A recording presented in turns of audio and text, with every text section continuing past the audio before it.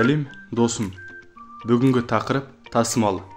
Әлеуметтік желілерде сөздерді дұрыс тасымалдамай жазатындар кездеседі. Мәселен, палуан сөзін палу-ан, қайық сөзін қайық деп тасымалдаған. Бұл дұрыс емес.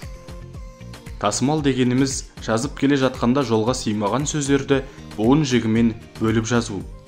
Мысалы, қалалық, қалалық. Бірақ қал-алық, қалал-ық емес. Дұрысы баян дауыш, бірақ баяндау ыш емес. Дұрысы қайық, бірақ қайық емес.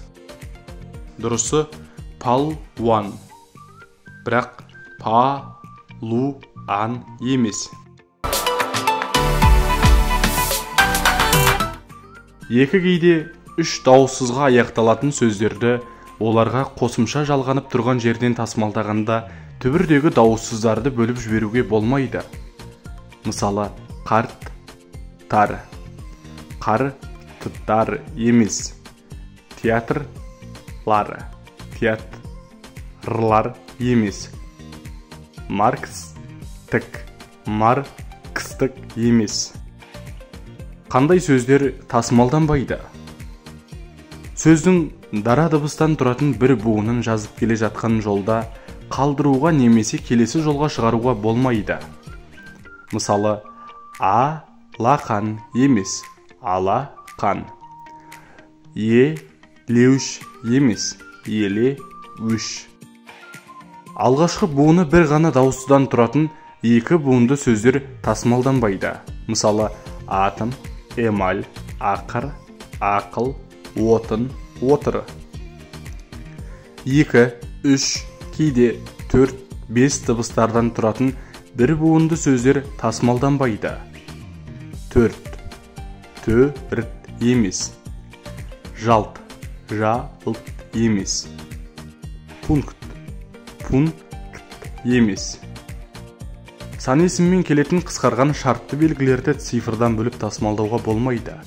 Мысалы, 25 гектар, 15 сантиметр, 1987 жыл. Әріптерден қысқарған сөздерді өз ішінен бөліп тасымалдауға болмайды. ЮНЕСКО деп бөлуге болмайды.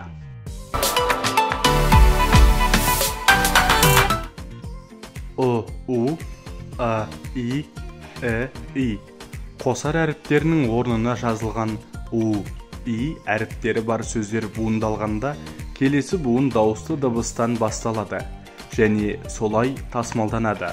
Мысалы, суық сөзі су-ақ, қуақ сөзі қу-ақы, туынды сөзі ту-ынды, буын сөзі бу-ын, қиын сөзі қи-ын, киім сөзі ки-ім, қиық сөзі қи-ық болып тасымалданады. Бұл заңдылық орыс тілінен енген сөздерде кездеседі. Мысалы, проект сөзі проект, рояль сөзі рояль, поэма сөзі поэма болып тасымалданады. Назарларыңызға рахмет.